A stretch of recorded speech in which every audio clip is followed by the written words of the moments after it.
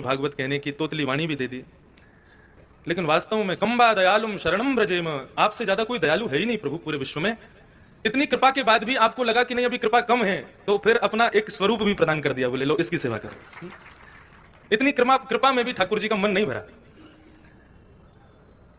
और बंधुओं, अपने पास अपने हृदय में स्थापित कर लेना। सायकालीन को उत्सव यहाँ होंगे तो ठाकुर जी पालकी में बैठ के विराजेंगे, आएंगे यहाँ पर, आप सब लोग लेके आओगे उनको नाचते गाते हुए। छोटे से हैं बेचारे, लेकिन ये भगवान का विग्रह, भगवान की मूर्ति कहना एक प्रकार से अपराध है। क्या है ये? 24 अवतारों का वर्णन तो सभी वेद वेदांगों ने किया है, लेकिन कलयुग के भक्तों पर कृपा करने के लिए ये जो जिनकी हम अर्चना करते हैं, चाहे वो बाल गोपाल हो, चाहे वो, उनको नाथ द्वार में बाल गोपाल प्रभु को नवनीत प्रिया जी कहते हैं। क्यों? हमारे वृंदावन में बाल गोपाल गोपाल कहते हैं, हाथ में माखन लिए हैं बेचारे। मैं उनको कहता हूँ 3 टायर की गाड़ी। 3 टायर की गाड़ी मतलब 3 ही बेचारों पे सहारा, एक तो सहारा है नहीं, एक हाथ ऊपर ही रहता है उनका। अभिषेक कराओ और सुबह सुबह स्नान आदि कराने में लुढ़कते जरूर हैं। तो ऐसे बाल गोपाल प्रभु को यहाँ पे नवनीत प्रिया कहा जाता है। बोले नवनीत यानी कि माखन। तो ये सबके घर में विराजमान है। ये कौन है? ये 25वें अवतार हैं भगवान के, और इनका नाम क्या है? ये अर्चावतार हैं। हम लोगों पर कृपा करने के लिए प्रत्येक जीवात्मा के घर में विराज रहे हैं। कहीं पर बाल गोपाल के रूप में विराज रहे हैं, कहीं पर शंख चक्र गदा पद्म धारण करके नारायण रूप में विराज रहे हैं, किसी किसी के यहाँ पर श्रीनाथ जी के रूप में विराज रहे हैं। तो सबके यहाँ जो ठाकुर विराजमान है, ये कौन है? ये अर्चावतार है। वे आपके यहाँ पधारे हैं, वो आपकी इच्छा नहीं है, वो उनकी इच्छा थी कि वे आए, इसलिए वे आए। और बंधुओं, अब इस उत्सव में तो 7 दिन हम यही चर्चा करेंगे, लेकिन अपना जन्मोत्सव एक बार को भूल जाना, लेकिन अपने घर में विराजमान अपने ठाकुर जी का जन्मोत्सव कभी नहीं भूलना। उसको तो जरूर मनाना। अब आपकी जितनी श्रद्धा, जितनी आपकी सामर्थ्य भगवान ने, ठाकुर जी ने प्रदान की, उस भाव से उसको मना। कुछ नहीं तो 11 ब्राह्मणों को बुला करके नंद घनानंद भयो इतना ही गा करके ही मनाओ, लेकिन मनाओ जरूर। बड़ी दया की है ठाकुर जी ने, बड़ी कृपा की है जो हमारे यहाँ पधारे। तो ये उत्सव उन्हीं के जन्मोत्सव के उपलक्ष्य में यहाँ किया जा रहा है नाथद्वारा में।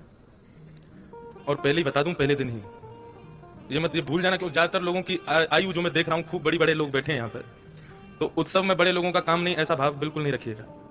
शाम को महाराज भूल जाइए कहां आए हो, सब यूं ही सोचिए हम तो ग्वाल बाल हैं, अपने लाला के संग जामेंगे घूमे। जब पालकी उठा के लाओ तो पैर कांपते होंगे, लेकिन जब पालकी पर ठाकुर जी विराज जाए ना, तो अपने पैरों को भी कहना, अरे आज तो मत कांप, आज तो जगत नियंता तेरे कंधे पर बैठा है। अपनी दृष्टि बदलो, भाव बदलो। केवल माटी के मथोना बन के कथा सुनवे मत आइयो। रात में खूब नृत्य करना, खूब उछल उछल करके नाचना, खूब गायन करना। आप लोगों को देख के फिर मुझे भी साहस मिल जाएगा, चलो मैं भी कर लूं। हम लोग क्या अपने आप को एक फोटो फ्रेम की तरह एक फ्रेम में अपने आप को कैद कर लेते हैं, इससे बाहर जाना ही नहीं है। लेकिन श्रीनाथ जी की सेवा करने के तत्पश्चात ये भाव अनुभव हुआ जब उनके उत्सव किए छोटे छोटे कक्ष में ही, कि क्या ब्यास बने बैठे रहते हो। अरे ठाकुर जी के सखा बनने में जो आनंद है, वो ब्यास बनने में भी आनंद नहीं है। ठाकुर जी के उत्सव करने में जो आनंद है, उस आनंद की गणना कोई नहीं। और उस उत्सव में भी श्रीमद् भागवत, ये बड़ी कृपा श्री ठाकुर जी ने, श्रीनाथ जी ने हम आप सब लोगों पर की है। उसके लिए हम आप सब लोग यहाँ पर आए हैं। तो आइए, भागवत भी श्रेष्ठ रूप से यहाँ पर विराजमान है, तो उनके सहारा लेकर के श्री ठाकुर जी के उत्सव में हम लोग प्रवेश करेंगे। आज प्रथम दिन है और बड़ा अतिकाल भी हो गया है, तो सब लोग कथा की ओर प्रस्थान करें। फिर जैसा भाव ठाकुर जी बनाएंगे वैसी कथा आगे की ओर प्रस्थान करेगी।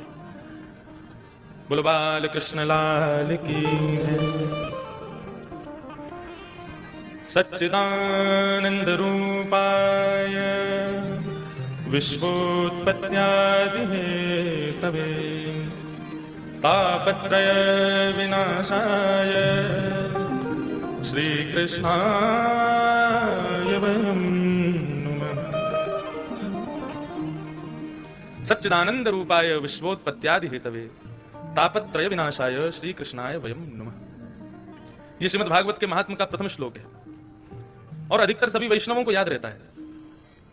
परंतु हर बार हर कथा में, पूज्य पिताजी बैठे हैं, पूज्य गुरुदेव बैठे हैं, वे भी अनुभव करते होंगे, हर कथा में इस श्लोक का एक अलग ही भाव प्रस्तुत होता है।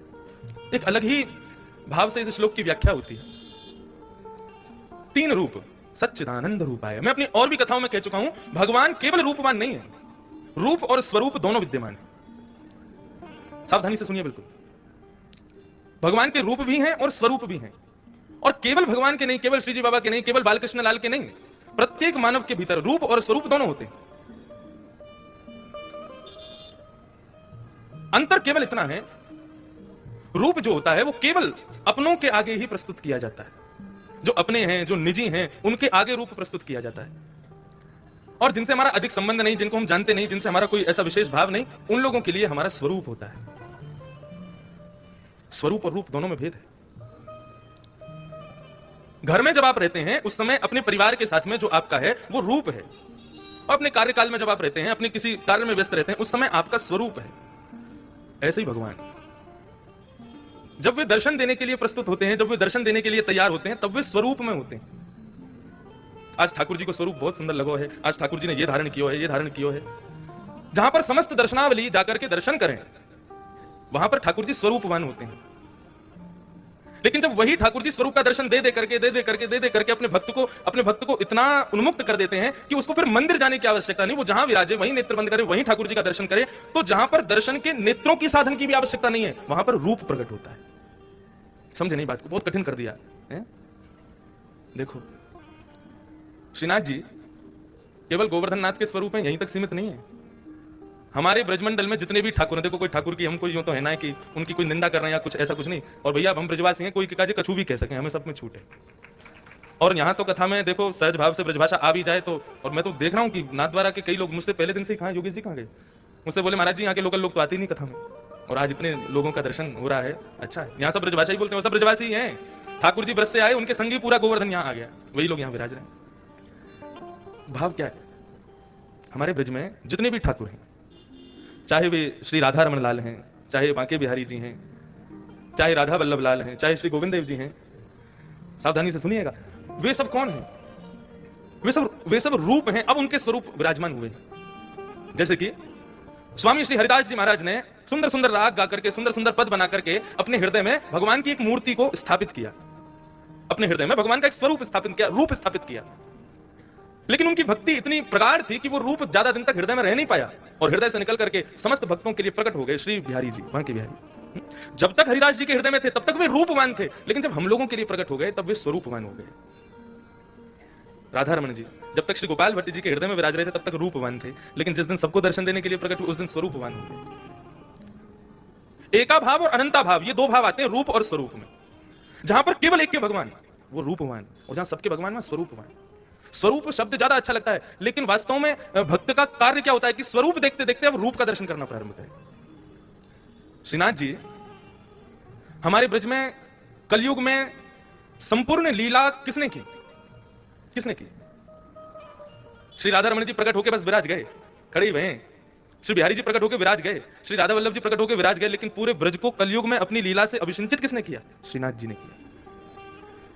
माखन चोरी भी करी है, पद गायन सुने भी हैं, और कुंभन दास जी के तो आज भी खेत हैं गोवर्धन में, वहां ठाकुर जी अपने हाथ से बीज बोते थे। ये सब लीलाएं कलयुग में किसने की? श्रीनाथ जी ने की।